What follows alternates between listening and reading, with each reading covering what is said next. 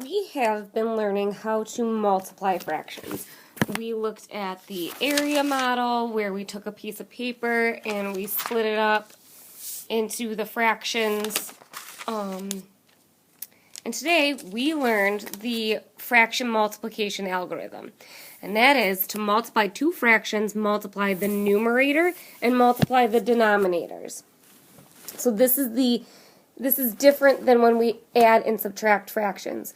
When we add and subtract fractions, they must have the same common denominator. I repeat, when we add and subtract fractions, they must have the same denominator. If they don't, that is when we find the least common multiple and we give them the same denominator. For multiplying, they do not need the same denominator because we multiply the numerators. I'm highlighting that in yellow. Multiply the numerators.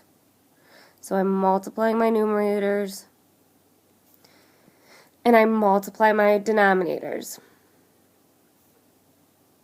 So this is why knowing your math facts is going to come in handy.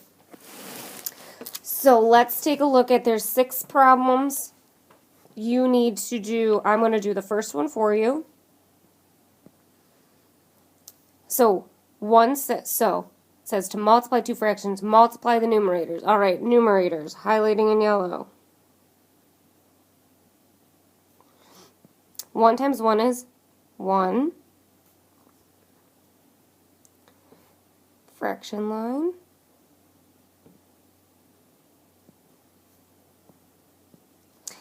And multiply the denominators.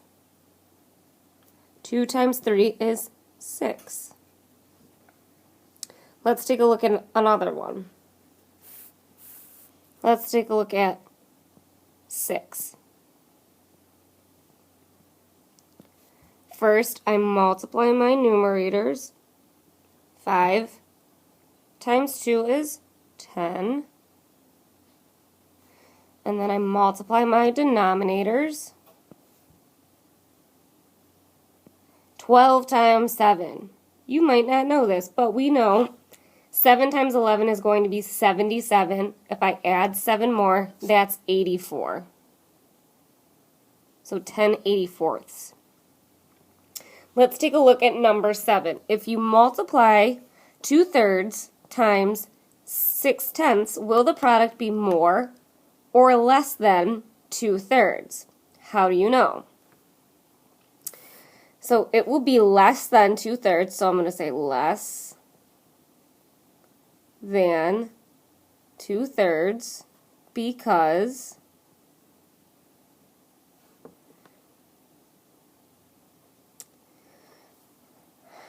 I am only looking for 6 out of 10 parts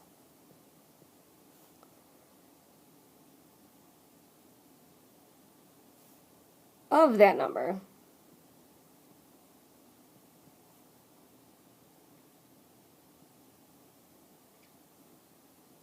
So it has to be less than 2/3. So you have 2/3 or something and you only want 6 parts of that. Are you going to have the whole? No. And you could draw a picture to prove it. Number 8 says if you multiply 2/3 by 6/10, will the product be more or less than 6/10? How do you know?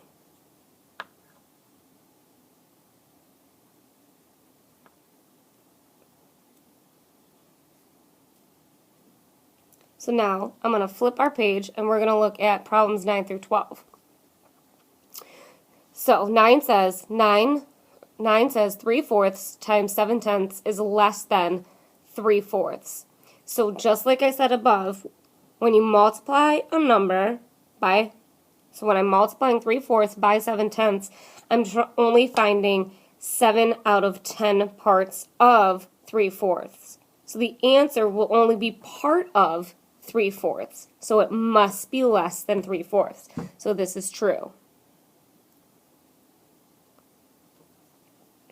7/9 times 11/12 is greater than 11/12. True or false?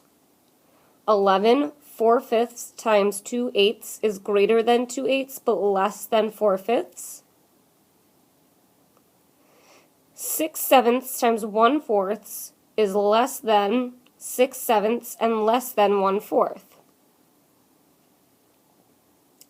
Down at the bottom, you are practicing adding fractions. Remember, when we add fractions, they must have a common denominator. For those of you who have been struggling with this, I want you to do this practice, and I'm going to check it for correctness.